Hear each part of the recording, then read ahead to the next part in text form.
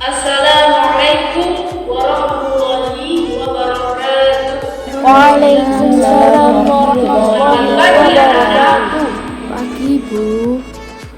Nah, sebelum kita mengawali pembelajaran pada pagi hari ini, alangkah baiknya kita berdoa terlebih dahulu dengan membaca suratul Al-Fatihah dalam hati. Berdoa dimulai.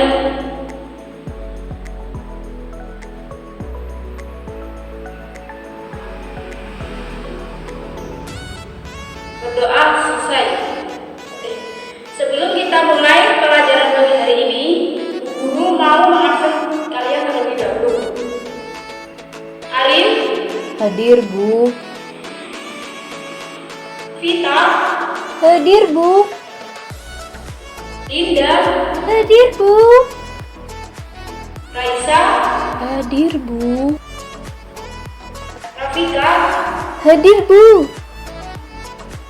Oke, hadir semua ya berarti. Iya, Bu. Pada pagi hari ini, guru akan mengajarkan kalian tentang kerajaan-kerajaan Islam yang ada di Indonesia. Ada yang tahu kerajaan-kerajaan Islam apa saja yang ada di Indonesia? Tidak, Bu. Kerajaan-kerajaan Islam yang ada di Indonesia antara lain yang pertama yaitu Kerajaan Samudra Pasai, yang kedua yaitu Kerajaan Malaka, yang ketiga yaitu Kerajaan Aceh Darussalam, dan yang keempat yaitu Kerajaan Demak dan Bojang, yang kelima yaitu Kerajaan Banten dan Cirebon, yang keenam yaitu Kerajaan Mataram, yang ketujuh yaitu Kerajaan Goa dan Salo, dan yang terakhir adalah Kerajaan Ternate dan Tidore.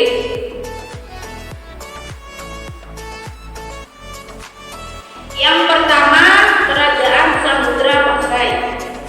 Penguasa Kerajaan Samudra Pasai terdiri dari dua dinasti, yaitu Dinasti Meurahai dan Dinasti Meurasilu. Yang pertama, Dinasti Meurahai. Ada yang tahu pendiri dan raja pertama Kerajaan Samudra Pasai itu siapa?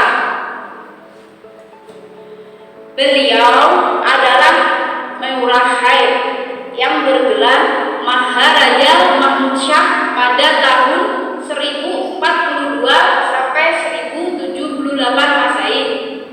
Dan yang kedua yaitu dinasti Meurasilu. Meurasilu bergelar Sultan Malik Al-Saleh. Ada yang tahu Sultan Malik Al-Saleh itu siapa?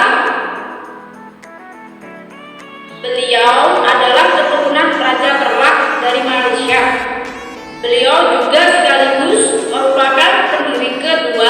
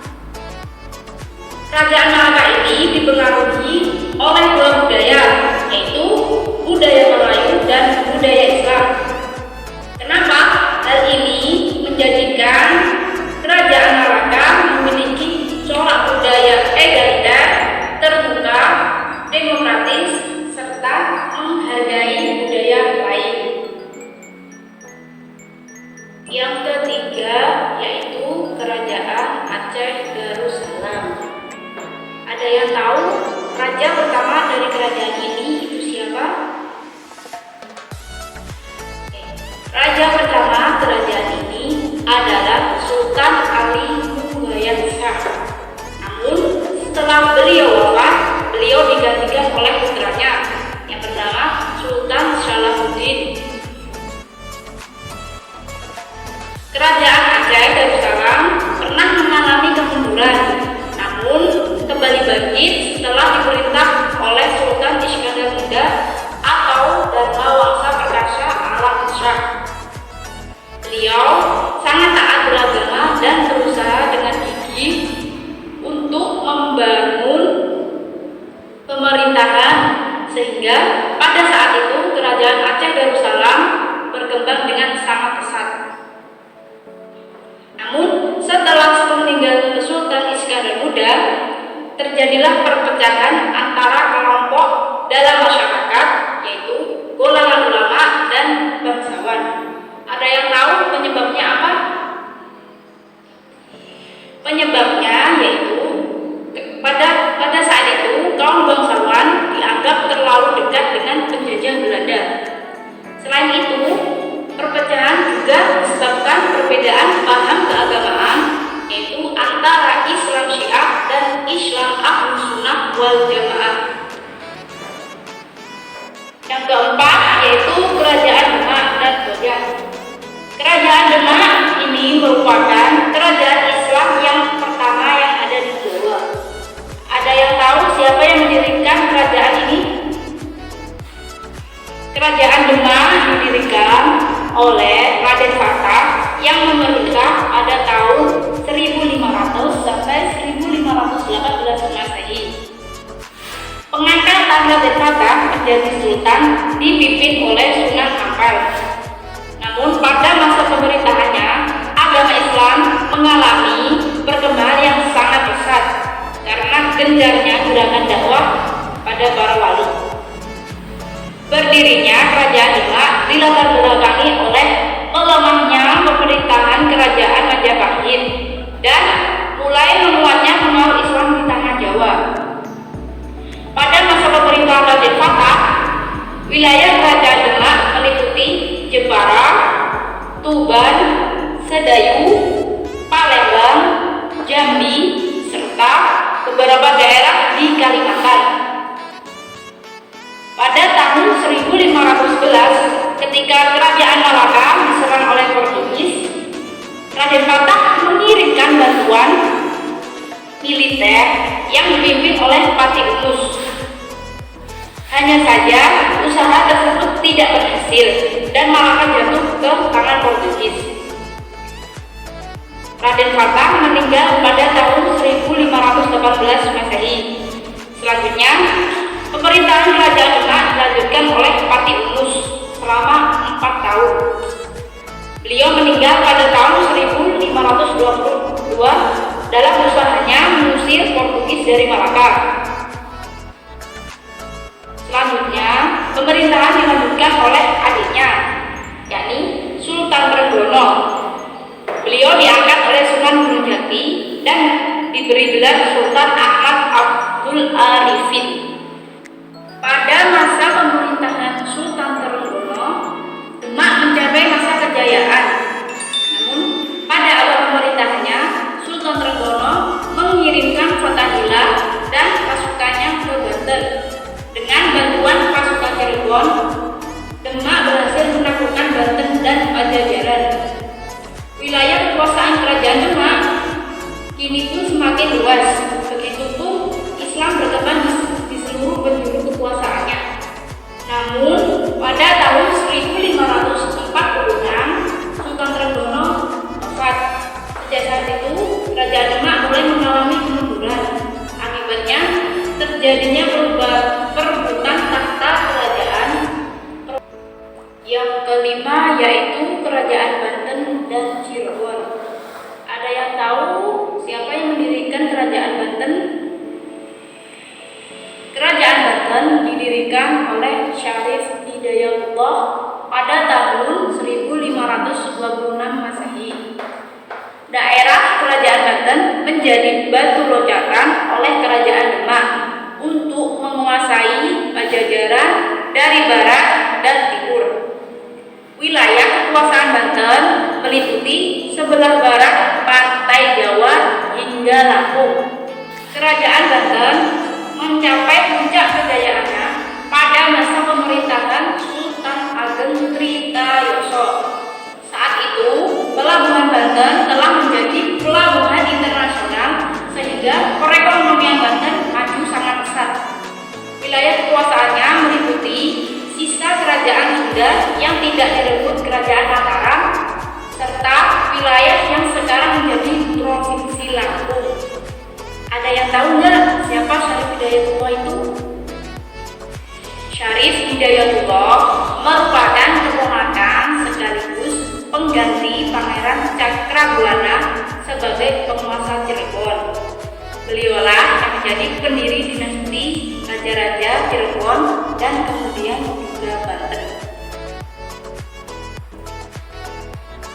Keenam, yaitu Kerajaan Mataram. Ada yang tahu siapa pendiri Kerajaan Mataram? Pendiri Kerajaan Mataram adalah Sutawijaya. Beliau bergelar Panembahan Senopati dan beliau memerintah pada tahun 1575 sampai 1601 Masehi. Penambahan Senopati wafat pada tahun 1601 dan dimakamkan di Kota Gede, Yogyakarta. Setelah beliau wafat, beliau digantikan oleh putranya yang bernama Mas Jolang yang memerintah pada tahun 1601 Masehi sampai 1613 Masehi. Kemudian setelah Mas Jolang wafat, beliau diteruskan oleh Raden Mas Rangsang atau yang biasa disebut Sultan Agung pada tahun 1613 Masehi sampai 1645 Masehi. Pada masa pemerintahan Sultan Agung, Kerajaan Mataram mencapai kejayaannya. Namun, setelah Sultan Agung meninggal pada tahun 1645, pengaruh Mataram memudar. Selanjutnya, Kerajaan Mataram pecah menjadi dua, sebagaimana dari hasil perjanjian Giyanti yang pada tahun itu tahun 1755. Pada tahun 1813 terjadi perpecahan sehingga Kerajaan Mataram akhirnya terpecah menjadi 4 kerajaan kecil. Yang pertama menjadi Kesultanan Yogyakarta, yang kedua Kadipaten Pakualaman, yang ketiga Kasunan Surakarta, dan yang keempat atau yang terakhir yaitu Kadipaten Mangkunegara. Yang ketujuh yakni Kerajaan Goa Talo. Munculnya kerajaan-kerajaan Islam di Sulawesi tidak lepas dari perdagangan antara benua yang berlangsung ketika itu. Namun beberapa kerajaan Islam di Sulawesi diantaranya yaitu Goa Talo, Bone, Wajo, dan Sopeng serta Buton. Dari sekian banyak kerajaan-kerajaan tersebut, yang paling terkenal dari di antara kerajaan-kerajaan lainnya adalah Goa Talo. Kerajaan ini mencapai puncak kebesarannya pada masa pemerintahan Sultan Hasanuddin pada tahun 1653 sampai 1669 Masehi. Daerah kekuasaan Goa Talo terbilang luas karena seluruh jalur perdagangan di Indonesia Timur dapat dikuasai. Ada yang tahu siapa pendiri kerajaan ini? Pendiri kerajaan ini adalah Sultan Hasanuddin. Sultan Hasanuddin ini dikenal sebagai raja yang sangat anti terhadap dominasi asing. Dalam peperangan melawan VOC, Sultan Hasanuddin memimpin sendiri pasukannya untuk memporak-porandakan pasukan Belanda di Maluku. Akibatnya, kedudukan Belanda semakin terdesak. Atas keberanian dari Sultan Hasanuddin tersebut, maka Belanda memberikan julukan kepadanya sebagai ayam jantan dari timur. Yang kedelapan atau yang terakhir yaitu Kerajaan Ternate dan Tidore. Kerajaan Ternate dan Tidore memiliki wilayah kekuasaan yang meliputi Kepulauan Maluku dan sebagian Papua. Tanah Maluku yang kaya akan rempah-rempah menjadikannya dikenal di dunia internasional dengan sebutan Spice Island. Ada yang tahu siapa pendiri Kerajaan Ternate dan Tidore? Beliau adalah Sultan Hairun. Namun, sepeninggal beliau, Ternate dipimpin oleh Sultan Bahamut. Beliau berusaha membalaskan kematian Sultan Hairun pada tahun 1575. Sultan Bahamut berhasil memukul mundur pasukan Portugis dan Ternate.